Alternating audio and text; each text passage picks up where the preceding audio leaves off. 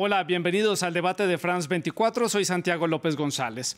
El mundo entero siguió las impactantes imágenes que dejó la erupción de un volcán submarino en el archipiélago de Tonga, que afectó seriamente esta nación insular en el Pacífico. Las erupciones sucedidas en este país provocaron una serie de tsunamis que también impactaron las costas de varios países, entre ellas las costas de Perú, a poco más de 10.600 kilómetros de distancia. Perú no emitió una alerta de tsunami como sí lo hicieron sus vecinos Ecuador y Chile, que alertaron por anticipado a los ciudadanos residentes en las costas y por eso hubo tiempo suficiente para resguardarlos y prestarles la asistencia necesaria. Cosa contraria sucedió en Perú, en donde 2 personas murieron.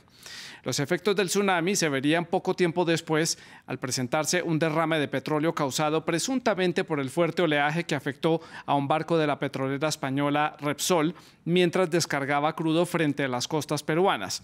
El resultado, cerca de 18.000 kilómetros de zonas protegidas afectadas con una amplia variedad de plantas y animales que han vivido en los últimos días todos los problemas y las complicaciones que traen estos derrames de crudo en el mar.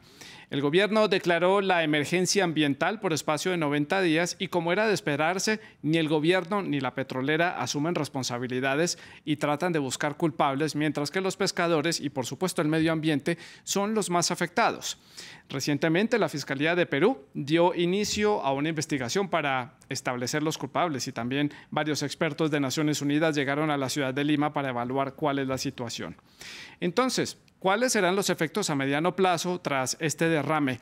¿Quién debe responder? ¿El gobierno por no emitir una alerta temprana ante la llegada de las marejadas causadas por ese tsunami o la petrolera Repsol por no haber puesto en marcha un protocolo que le permitiera evitar que este tipo de derrames tuviera lugar mientras descargaba el crudo y a su vez hacía frente a las olas que traía este tsunami que venía desde las costas de Tonga?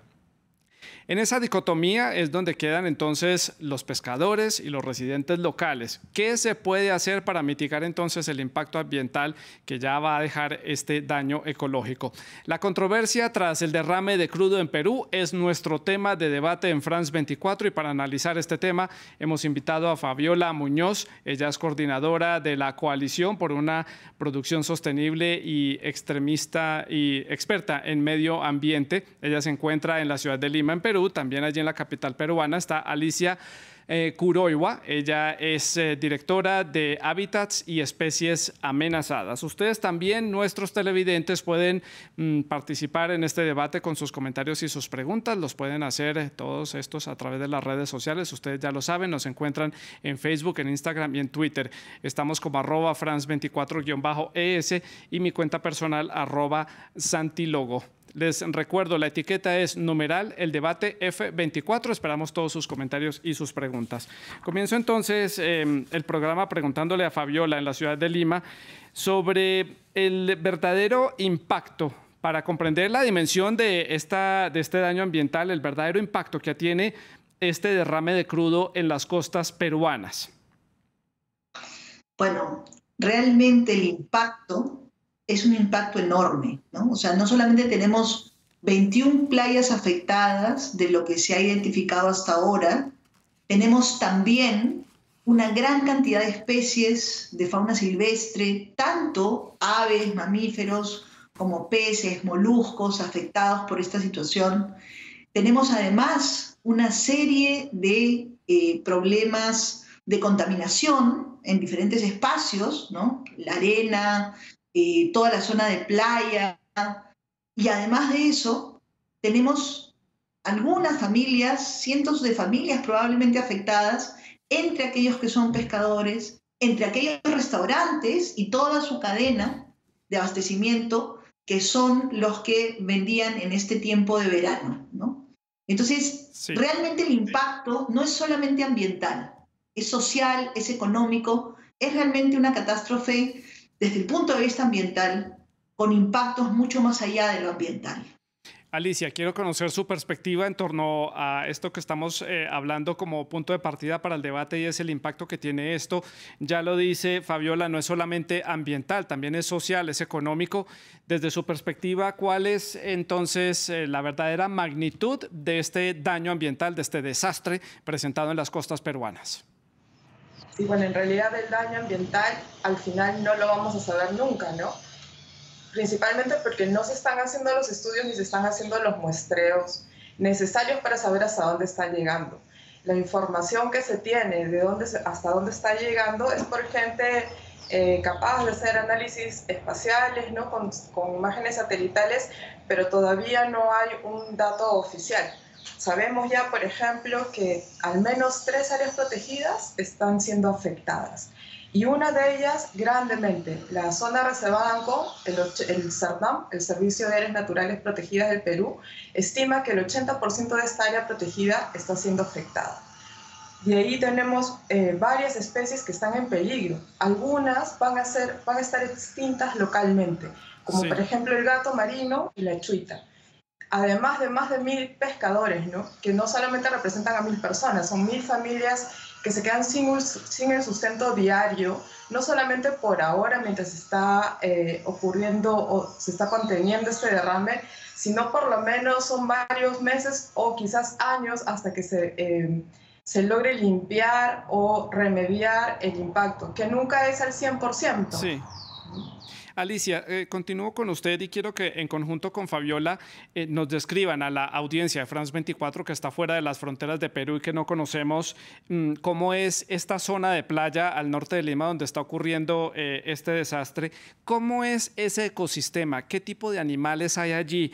¿Qué tipo de hábitat es del que estamos hablando? Porque son, según mis notas, son 18.000 kilómetros cuadrados de zonas protegidas que han sido afectadas y todas tienen una amplia variedad de plantas y de animales. Usted ya mencionaba algunos y de los riesgos en los que se encuentran.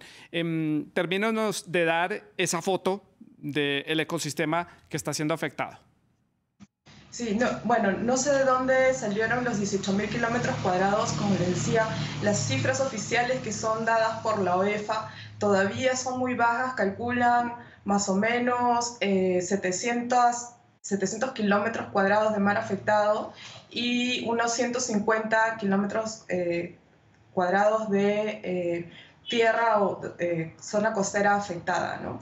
Sabemos que ha llegado la mancha de petróleo hasta el norte de Lima, hasta Huaura más o menos, que son alrededor de 100 kilómetros, o sea, la mancha se ha extendido por lo menos 100 kilómetros en la línea costera, y teniendo 3 áreas protegidas ya da una idea de la importancia para la biodiversidad que tiene esta área afectada. Nosotros tenemos la corriente de Humboldt y uno de los mares, el mar más rico del mundo, ¿no? En estas primeras 5 millas es donde se da el afloramiento y además donde hay desove, hay un grupo de islotes, donde sí, son zonas de crías también de especies marinas, ¿no? Toda la fauna, todos los crustáceos que están en las rocas ya murieron, ¿no? Por esta contaminación. Claro. Ustedes han visto en las imágenes cómo ese roquerío está cubierto de esta mancha negra de petróleo. Fabiola, y su complemento a esta pregunta sobre el panorama de este ecosistema, Alicia ya nos profundizaba un poco y habla de la corriente. Ustedes están en verano en este momento. ¿Cómo se comporta el mar en esta época del año allí en las costas peruanas? Sabemos que la mancha se está moviendo hacia el norte. ¿Qué tanto puede avanzar? ¿Puede cubrir la costa peruana, llegar a la costa ecuatoriana o dispersarse a lo largo del Pacífico? ¿Qué se puede decir al respecto? Fabiola. Bueno, creo que tenemos un problemita técnico con la conexión de Fabiola Muñoz en la ciudad de Lima, entonces sigo comentando este tema con Alicia, nuestra otra invitada también allí en la capital peruana. Alicia, le preguntaba entonces a Fabiola sobre el movimiento de la corriente. Usted lo mencionaba, la corriente de Humboldt, ustedes están en verano, no sé si la estación de pronto signifique algo para el desplazamiento que pueda tener esta mancha que se está moviendo hacia el norte de las costas de Lima. Sí, lo que va a suceder en realidad es que no sé si llegue mucho más allá al norte, porque luego de un tiempo el petróleo se va degradando, ¿no? Y se va a profundizar. Hay algunos compuestos que se van a evaporar, que ya se están evaporando y eso causa un daño a la salud humana. Ya hay 2 personas que han tenido que ser evacuadas por haber inhalado estos hidrocarburos. Y lo que se va a profundizar, que son como gotitas pequeñitas que se emulsionan, ¿no?, junto con el agua, se va a profundizar y lo que va a hacer es cubrir el fondo marino. Y ahí va a haber otro impacto más grande que nosotros no vamos a poder ver, que no se va a ver una mancha de petróleo en la superficie, que eso es lo que causa como la impresión al público en general. Y una vez que eso se profundice, todos nos vamos a olvidar. Ese es el mayor problema, ¿no?, que veo. Claro. Alicia, parte de la controversia radica en esa alerta de tsunami después de la erupción volcánica en Tonga, a más de 10.000 kilómetros de las costas de Perú. Países vecinos, ya lo mencionaba yo, Chile y Ecuador sí emitieron una alerta para toda la costa de sus respectivos países y vimos las marejadas que llegaron al norte de Chile, principalmente a la ciudad de Iquique, que resultó afectada a su costa por estas olas de gran tamaño. Perú no hizo ningún tipo de alerta. Perú no tiene alerta de tsunami para este tipo de casos. ¿Qué falló allí? ¿Qué sabe usted de estos procedimientos? Sí, nosotros, la Marina de Guerra es la que da la alerta de tsunami a través de la Dirección de Hidrografía y Navegación. Dijo que no había una alerta de tsunami, pero en realidad con el derrame no es, puede o no puede ser causante el maremoto o no el tsunami del derrame, pero sin embargo el problema está en que la empresa, teniendo un plan de emergencia y de contingencia, porque días después se dio a conocer que sí tenían un plan de contingencia, no lo puso, no lo implementó, ¿no? Desde el primer minuto que se supo que había un derrame. La empresa dijo, Repsol dijo al inicio que solamente fueron 27 galones de combustible que se derramaron en un área, afectando un área de 2.5 metros cuadrados, ¿no? Dice que se dieron cuenta al día siguiente cuando ya habían manchas petróleo cubriendo playas y los pescadores dieron cuenta de eso a las autoridades peruanas. Entonces, para nosotros, ilegalmente, el error está en no haber implementado el plan de contingencia como se debía. Hasta el momento no hay indicios ni pruebas que Repsol esté, por ejemplo, limpiando el petróleo que está en el mar, ¿no? Las instituciones peruanas, como el Servicio Nacional de Áreas Protegidas, no sé cómo han conseguido, por ejemplo, 2 skimmers y están tratando de levantar el petróleo que está en las áreas protegidas, pero no es suficiente. No, eso no es suficiente, ¿no? Y en las playas, cuando vemos cómo están limpiándolas, es con, no sé si ustedes también le llaman igual, pero son con recogedores, están levantando el petróleo, ¿no? Entonces, ¿dónde está el plan de contingencia? Una transnacional que no tenga la tecnología de punta para limpiar estos derrames es inaudito, ¿no? Es criminal. Que siempre debe existir, pensaría uno, en estas grandes corporaciones, un plan de acción, un plan de crisis, de manejo de crisis, de cómo solucionar estos casos, que en caso de una petrolera pues deben ser unos escenarios factibles, y también cómo reaccionar para informar a la comunidad y a las autoridades. Además a esto hay que sumar un punto importante, y eso es parte de la investigación, es que efectivamente el derrame sea consecuencia de las marejadas causadas por ese tsunami procedente de Tonga, o si simplemente es una coincidencia que el derrame estuviera ya en curso cuando esas olas comenzaron a llegar a las costas peruanas, si los tiempos son los mismos y los correctos, pero como la empresa no ha alertado en su momento a las autoridades peruanas, y como usted nos decía, Alicia, alertó cuando ya había manchas de petróleo, de crudo en las costas, y fueron los pescadores los que alertaron, no la empresa. Ahí es donde empieza a armarse el rompecabezas con unas falencias y con unos puntos que no son muy claros y que Será la investigación la que dé cuenta de eso. Retomamos la conexión con Fabiola Muñoz en la ciudad de Lima para continuar debatiendo sobre este tema. Fabiola, estábamos hablando sobre el sistema de alerta que tiene Perú sobre estos tsunamis. Chile y Ecuador sí alertaron a sus pobladores costeros sobre estas marejadas que se iban a presentar. ¿Es deficiente este sistema en Perú, siendo un país con alta sismicidad que puede tener alertas de tsunamis?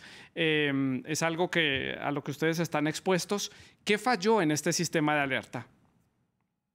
Bueno, en realidad la Marina de Guerra del Perú, que maneja todo el sistema de información sobre lo que ocurre en el mar, siempre se ha caracterizado por tener un sistema, ¿no?, con información, con alerta, que es bastante profesional. Sin embargo, en este caso en particular, la evaluación que ellos hicieron, y entiendo que la Marina también está haciendo su propia investigación interna, la evaluación que ellos hicieron determinaba que no habían condiciones para dar la alerta de tsunami, ¿no? Ahora, un oleaje anómalo, una situación de una marejada, una crecida del mar, un movimiento de este tipo, efectivamente puede ocasionar una acción que no estaba prevista para la empresa. Y yo por eso separo en realidad en dos momentos esta situación. Uno es el momento en el que se produce o las circunstancias que rodean el derrame, y efectivamente ahí hay que investigar cuál fue realmente la razón. Si fue el oleaje anómalo como aduce la empresa, si fue un error humano, si no se pudo prever, qué fue lo que pasó.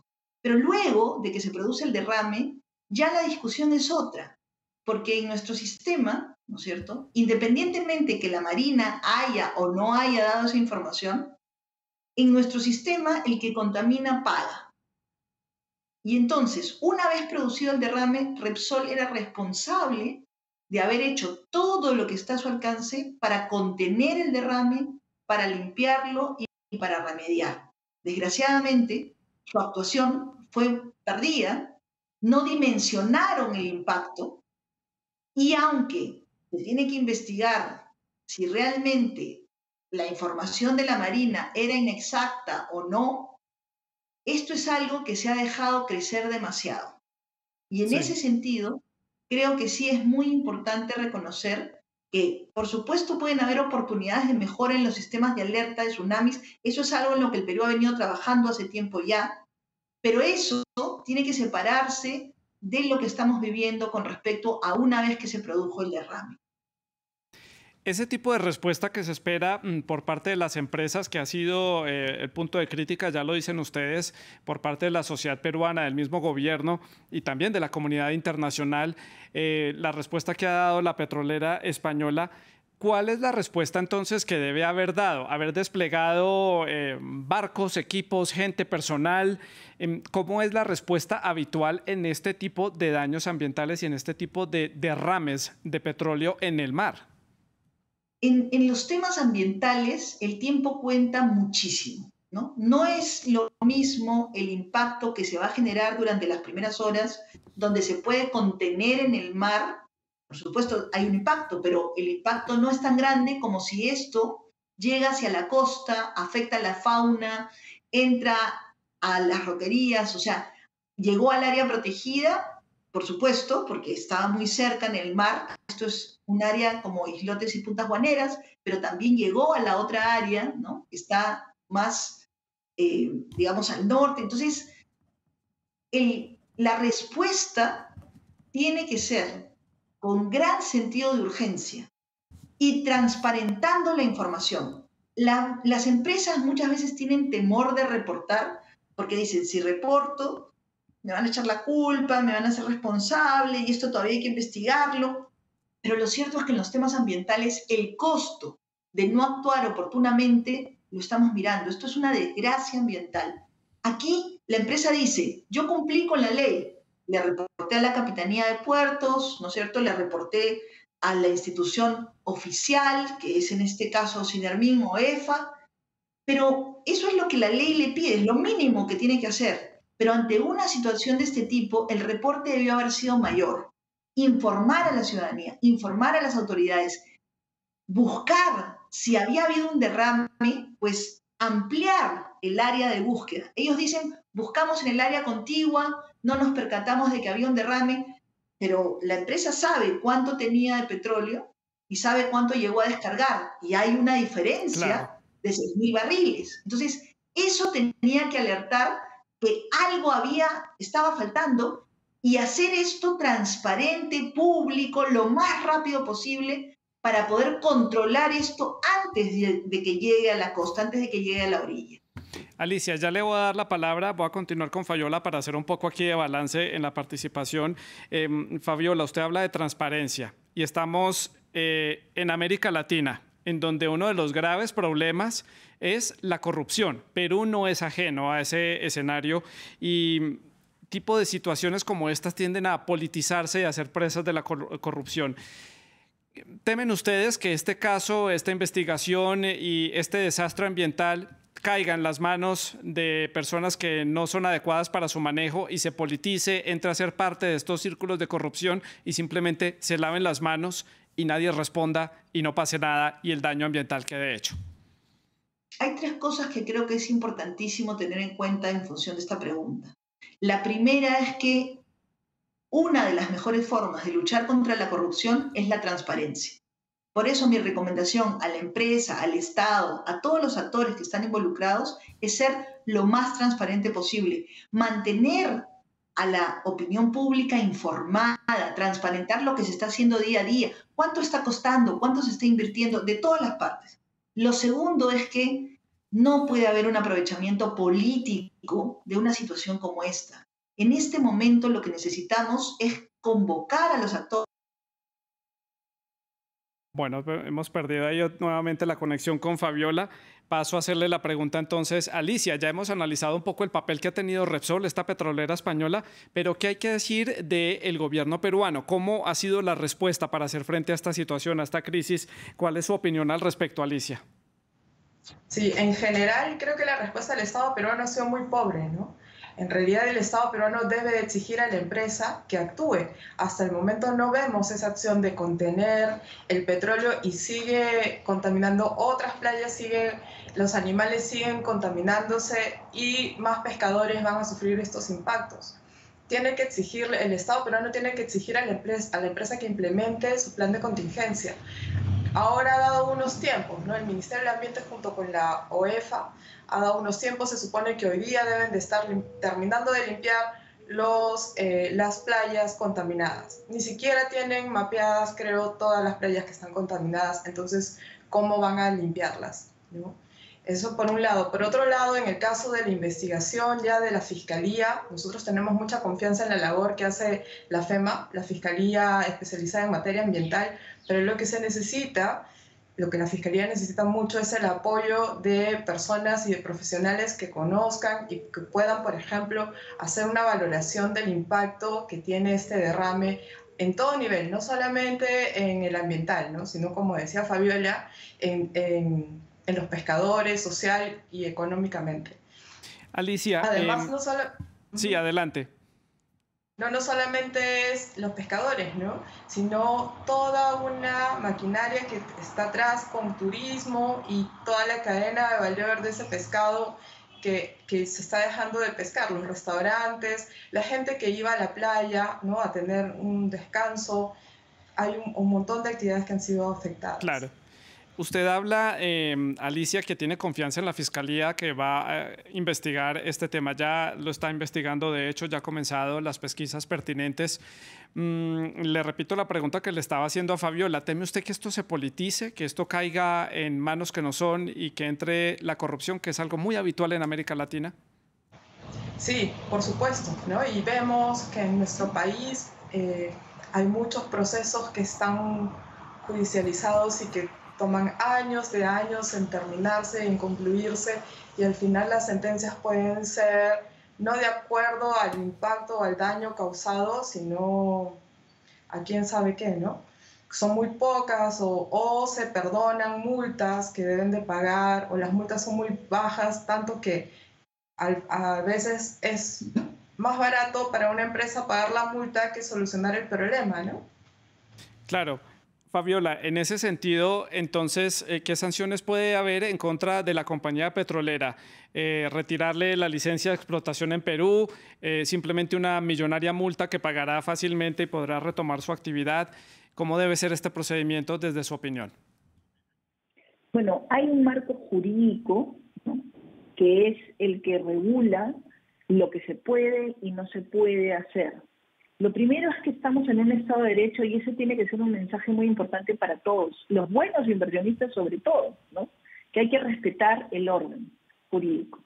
Pero por supuesto, una acción de este tipo, como decía Alicia, tiene que estar adecuadamente cuantificada, no solamente por el tema de la multa, sino porque hay que hacer que la empresa también pague una indemnización. Eso es parte de la responsabilidad que puede tener.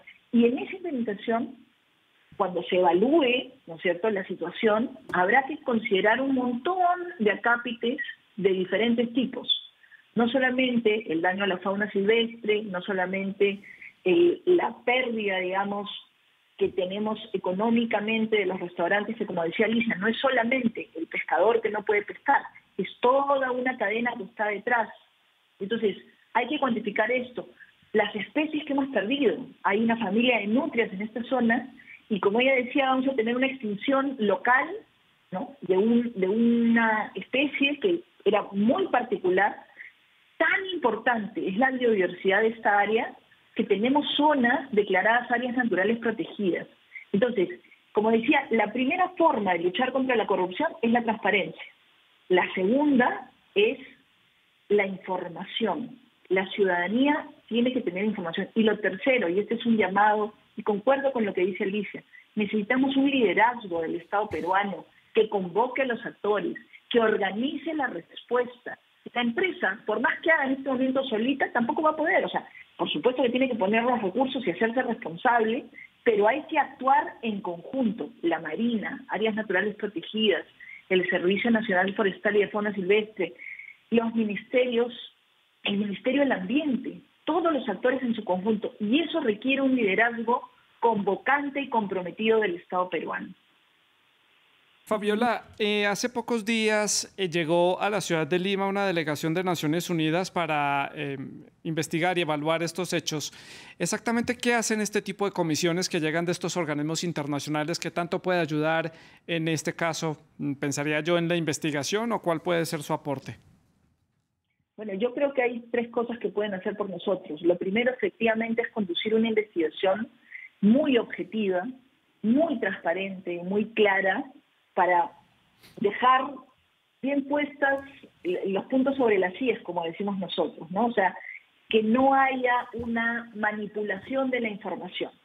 Lo segundo es que efectivamente hay, como decía Alicia, especialistas que se necesitan, y creo que Naciones Unidas podría proveerle al Perú no solamente de recursos de la cooperación que podrían atraerse también para la remediación, sino de especialistas que junto con los especialistas peruanos ayuden en el trabajo de cuantificación, pero también de remediación. O sea, acá hay un trabajo todavía que hay que hacer.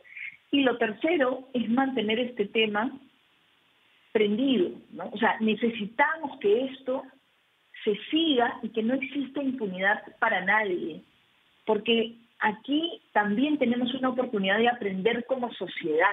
Entonces creo que la misión que ha venido tiene un rol muy importante para nosotros.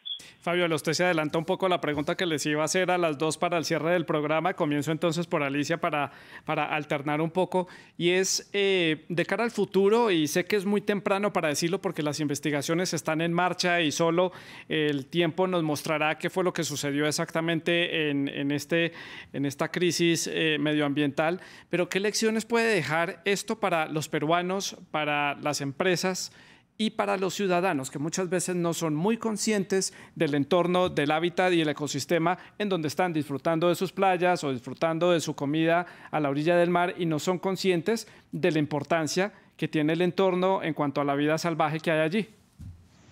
Sí, bueno, esperemos que una de las principales lecciones que nos está dando esta catástrofe es saber que el ambiente importa, que necesitamos un Ministerio del Ambiente realmente fortalecido, que pueda batallar estos problemas y que pueda hacerle frente a sectores como hidrocarburos que son tan poderosos en nuestro país. Ya vimos que, por ejemplo, el sector hidrocarburos paró la creación de un área protegida en el norte del país, ¿no? Entonces, sí, eso creo que ese es el principal mensaje, la principal lección que debemos de recoger de esta desgracia.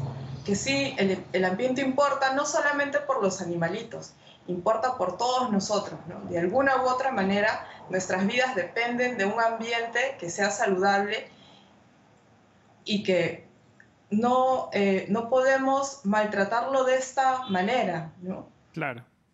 Y Fabiola, su conclusión, sus impresiones y lo que se puede decir deja como lección este tipo de hechos medioambientales, este daño ecológico que sufre Perú en este momento.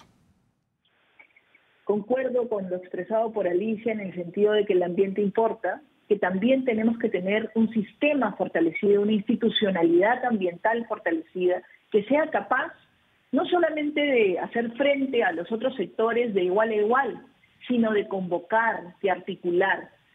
Otra lección aprendida creo que es que tenemos que pensar que esto nos puede pasar. Muchas veces las empresas y el Estado mismo, ¿no?, piensa que no te va a pasar un accidente, no te va a pasar una catástrofe, no te va a pasar a ti.